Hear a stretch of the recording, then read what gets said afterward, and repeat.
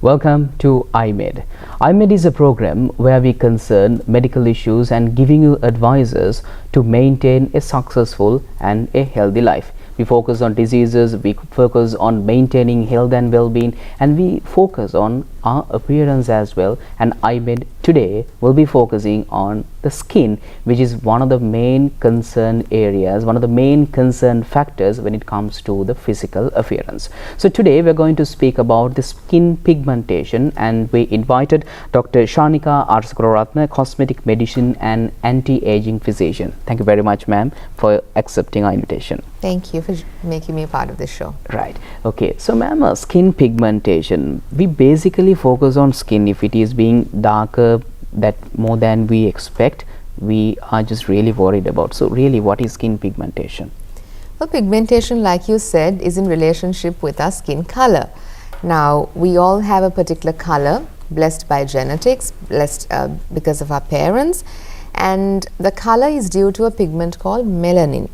And melanin is produced by a cell known as the melanocyte. Now, when this cell is unhealthy or damaged, then we experience hyperpigmentation, which means extra production of melanin, causing the skin to be darker, or hypopigmentation, where the melanin production is less or it is attacked, where you then see white patches on the skin. So basically that is hyper or hypopigmentation. Right. So ma'am, you talked about damage to a particular cell.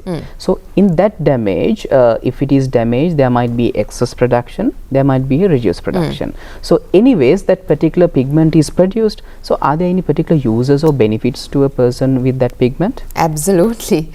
Well, there is a reason why the environment or God, as we believe it, has given us some things, right? There's a reason why we have a brain, there's a reason why we have a heart, there's a reason why we have skin, and there's a reason why we have melanin. Now, there are two types of melanin.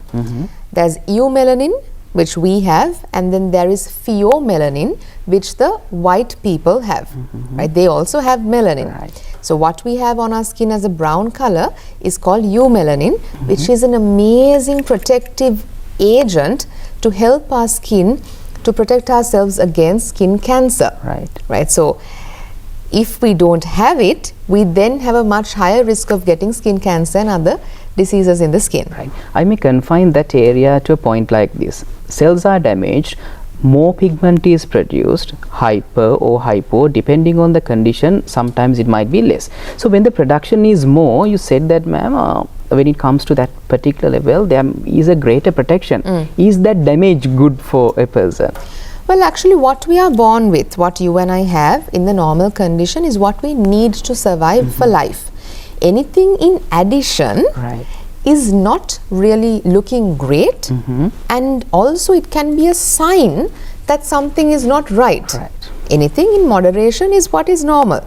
Anything in excess is not great. Anything in low quantities is not great either. So when there is hyperpigmentation, when you see a dark patch, number one, we start worrying because it looks ugly or it doesn't look pleasing to us because it's a visible patch, but also it can give a sign that, look here, something is not going okay in your body. Right. So when it comes to that, the other side, reducing that color, it might be like looking more fairer. Is it the ordinary fairness that we see from some other person, or is there any particular difference in that nature? No, what here I'm mainly talking about is a disease state. I'm not talking about people wanting to make their skin light. We are talking about if a cell is damaged, if the melanocyte is damaged, and because of that there are white or lighter patches, that can be a disease state. Right. Okay. So ma'am, what are the types of skin pigmentation? So skin pigmentation, there's a lot of different types. We usually divide it into external reasons and internal reasons. Pigmentation is a dark patch, a dark color that is not normal on your skin. So number one, the internal reasons would be mostly the hormonal imbalances. Hormonal imbalances can be due to certain physiological hormonal imbalances, such as due to pregnancy or due to, when we attain, when we reach menopause. Most of the ladies closer to menopause or after menopause experience a lot of pigmentation. Right. Also, the internal reasons can be hereditary. Our parents or ancestors, they could have this pigmentation. Again, internal reasons can be certain medical conditions like we discussed before, such as Addison's disease or such as insulin resistance. We might rub some cream, but in fact it could be an internal state that is causing this pigmentation. Right. Then we have the external reasons that is causing pigmentation. Number one, it could be an injury. Now, people who have brown skin like you and I, there is a state called as, I don't know whether it's too much for the listeners. No, it's okay. But it's a state called as post-inflammatory hyperpigmentation, which means whenever our skin has an injury, it can be a cut wound, burn wound, bruise, it can be wrong waxing or shaving, it can be long-term use of this hair removal cream sometimes, it can be a pimple which turns into a black mark, it can be a mosquito bite or an ant bite or an insect bite, which initially it's red, but due to this injury, inflammation, it turns darker. So this is one external cause. So number two, an external cause would be certain medications we take to our body, such as certain antibiotics or certain chemotherapy. You can get a dark patch on your body, which we have caused it. It's external. Right. Then number three, there can be certain things that we do, such as friction. If we constantly keep our elbows on the table, you can see a dark patch. If you have gained weight and if your thighs are rubbing against each other, if your underarm is rubbing, then you can cause friction produced pigmentation. Right. Then finally, sun exposure. Right. When we, especially brown skin people, when we're exposed to sun, we get hyperpigmentation. Also, surprisingly, people who constantly work under these bright lights, people who are constantly exposed to laptops and phones, these lights also can trigger pigmentation. Right. So it's like even like when it comes to a brighter light, it always affects not only the sun. No, not only the sun. Right. That's why some people, patients, they tell me, oh, I don't want a sunblock because I'm always inside the office. I'm just on my laptop. That's definitely a reason why you have to use a sunblock. But you have to understand, not only in your sunblock, you should look at UVAB protection. You have to have a sunblock which has high energy visible light protection. That means there are many things to consider. Absolutely. Not just one or two reasons. No. And even sometimes when it comes to the skin, as you said, doctor, there might be certain creams to rub off, but the real reason behind this thing is not that condition. We should clearly differentiate what the internal or the external cause is. So ma'am, I'm sorry. Yes. I forgot one thing. Another main external reason nowadays which is causing hyperpigmentation or dark skin is allergies. Allergies caused mainly by cosmetics. Right. I see so many young girls, by using the wrong or the cheap type of cosmetics, have lip darkness. I see so many people with the wrong hair color product causing forehead darkness also where the hair is touching the body. Right. So these are also factors to keep in mind. That means we have to consider a lot when selecting a particular product, and we can't like expose the names or whatever things that is used here, but if with proper advice and consultations, if we can proceed with, there might be no any consequences as such. So ma'am, I want to emphasize a small thing, use of antibiotics. People, because this is not like a discussion based on antibiotics or whatever it is, but when it comes to the use of antibiotics, people frequently use. Those days ma'am, like when it comes to a particular condition, alright, 2 pills of amoxicillin will do. They simultaneously, they take the decision and they go to the pharmacy and take those things, and now as a result a resistivity has occurred and somehow we need to go for high strength pills and medications. So in that case people use antibiotics on, and it will cause another vast impact on the body. What about this pigmentation? Can you explain a bit more on that, ma'am? Well, in terms of now, certain antibiotics can cause the skin to be photosensitive. A very common example, we give doxycycline for acne, which is a common condition. If you have a lot of pus-filled acne, most doctors, they give a medication called doxycycline. Right. This, why we ask them to take it at night, is because it makes the skin more photosensitive, which means more sensitive to light, which can cause pigmentation. Certain medication that is given for heart diseases, not only antibiotics, certain medications given for heart diseases or even chemotherapy makes the skin more sensitive to light, causing a hyperpigmentation.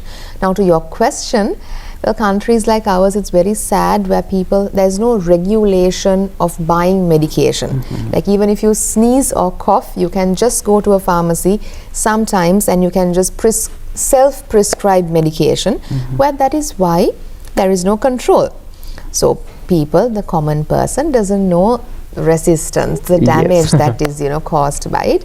So you can't just blame the people. It is also important that we regulate proper medical regulations, and also you need to understand not to take an antibiotic. It's not a simple thing. Now when people are told that antibiotics are not good, it will cause antibiotic resistivity, right, resistivity is okay, but when we say that don't take antibiotics, it will cause some pigmentation problem, right, then we should consider, because people tend to they have no much knowledge, but with these programs and awareness, with proper advices from experts, you can clearly identify what are the reasons and the consequences behind. So giving that particular advice once again, ma'am, that means when it is prescribed, a medicine is prescribed to a proper time, we should take on that time.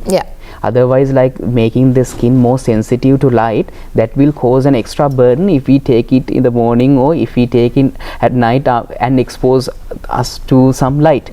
Yes, so there is a proper time, there's a proper method, there's a proper way to implement medication, so that if not properly followed, it will cause these types of pigmentation problems. Ma'am, is pigmentation actually a problem? Well, not just pigmentation. Hyper, like I discussed, or hypopigmentation can be a problem, like we discussed. Now, hyperpigmentation, I have patients, we have so many patients who come to us because of hyperpigmentation, because we, brown skinned people, we are at a very high risk of getting hyperpigmentation or darker patches because of the reasons I mentioned previously, can be hormonal.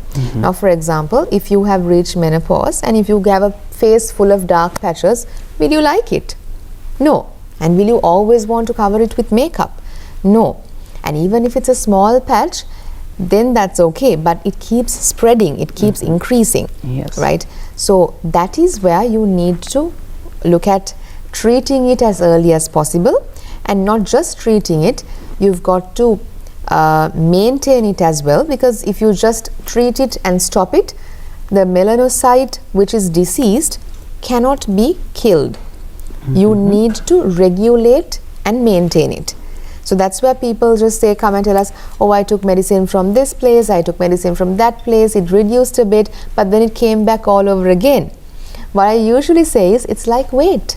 Imagine if you were obese and if you went on a strict diet and if you went to the gym and you trained with the instructor, and then you lost that weight, you lost 10 kilos, and then you're like, oh great, I achieved my goal, let's stop everything and stay at home. What will happen again?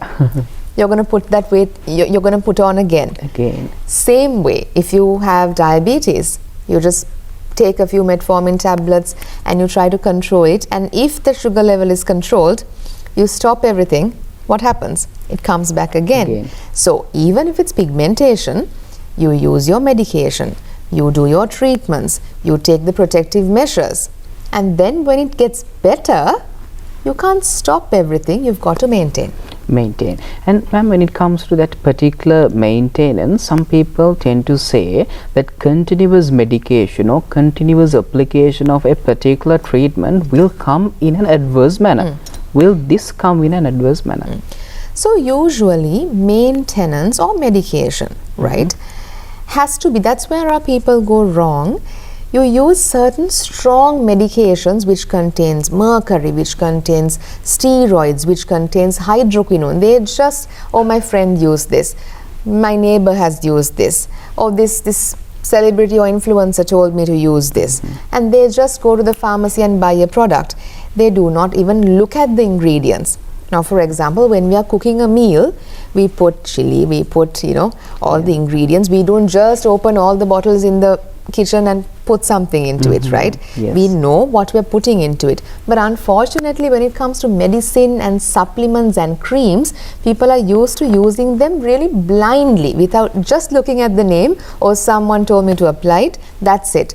But things like hydroquinone, that they're really good to lighten the patch, but if you use it for more than 3 months, you come across at a higher risk of having skin cancer, or your skin gets thinner, or you get a side effect called ochronosis, which is darkening of the skin where you can't repair it.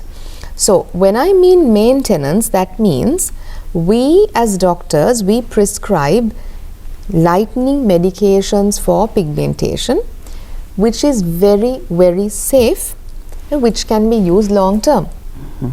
Right? They are not harmful to your body. They give the answer, and you can use it long term. Right. So with proper advice, the maintenance, or rather preventing from that particular condition, can be fulfilled. Absolutely. But without proper advices and with some information, reading a paper or watching some videos, that won't survive that particular problem. It's the same for everything, right? I mean, Yes. Education. Can you just take a bunch of books? Can you just go to whoever you like and get education? No. Why are we spending so much on a quality degree? Is because it has to be from an expert and a streamlined process. Yes. If you go to the gym and you lift whatever weight you wanted, you can even get a slip disc. You can injure yourself. You have to ask the advice of an expert.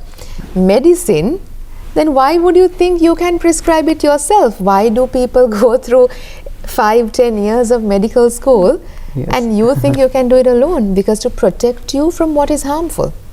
So always ask an expert. Yes.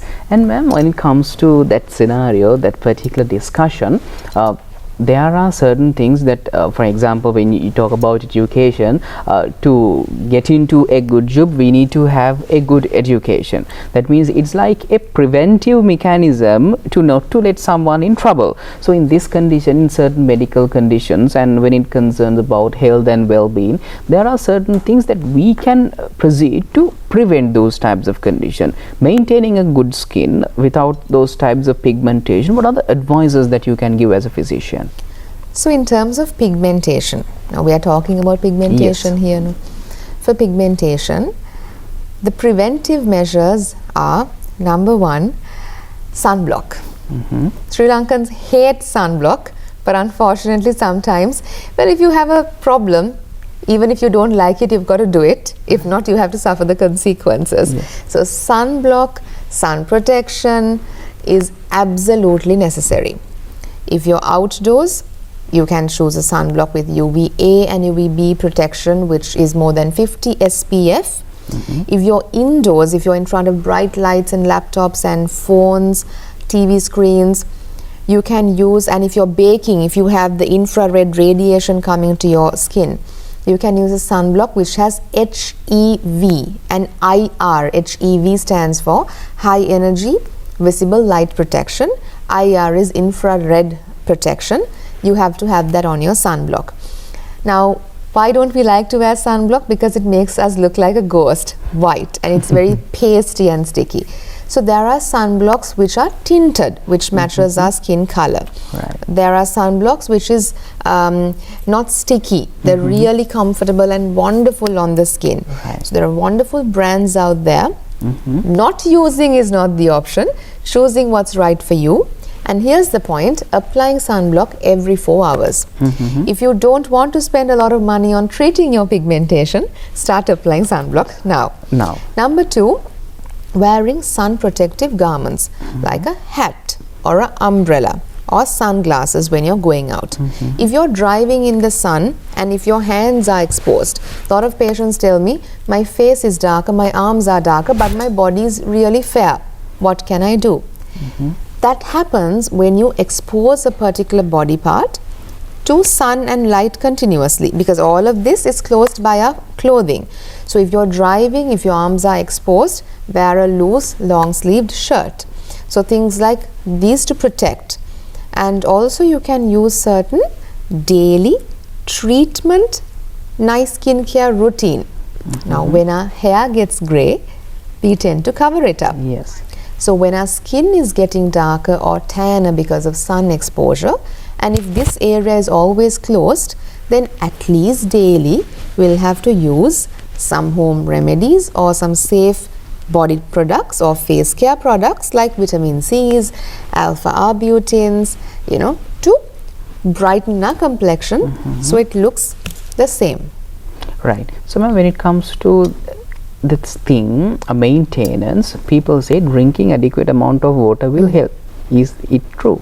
Water definitely helps, but preventing pigmentation, does water only help? No. But having good skin, definitely yes. Right. So then someone is not properly following these preventive mechanisms and no sunblocks, and when it comes to those consequences, there should be proper treatments. Absolutely. So how can we proceed with that, ma'am? So treatments, we have the home care, the skincare routines like I mentioned. You can have topical treatments such as face washes, pigmentation controlling face washes, serums, products, medications, and obviously sunblock. Then there's oral antioxidants and oral medication if it's pretty severe. Then we as cosmetic physicians, we do chemical peeling, we do medical treatments such as chemical peeling, laser treatments, which will help reduce this extra produced pigmentation and bring you an even complexion. Right. So with that explanation, and finally we should enlighten ma'am, proper treatments from proper place and proper qualified physicians will let you to the success and the goal that you're expecting, and without moving in this ordinary what is expected from an expert, you can't expect that thing from certain influenced videos or some other categories. You should concern about your own health. So thank you very much ma'am, Dr. Shanika Alsakuraratne, cosmetic medicine and anti-aging physician, for doing the honors for skin pigmentation for today with iMed. So thank you very much ma'am once again. So stay tuned with iMed. We'll be focusing on most of the areas with skin and we'll be having some more episodes. Stay tuned with iMed. Have a pleasant day.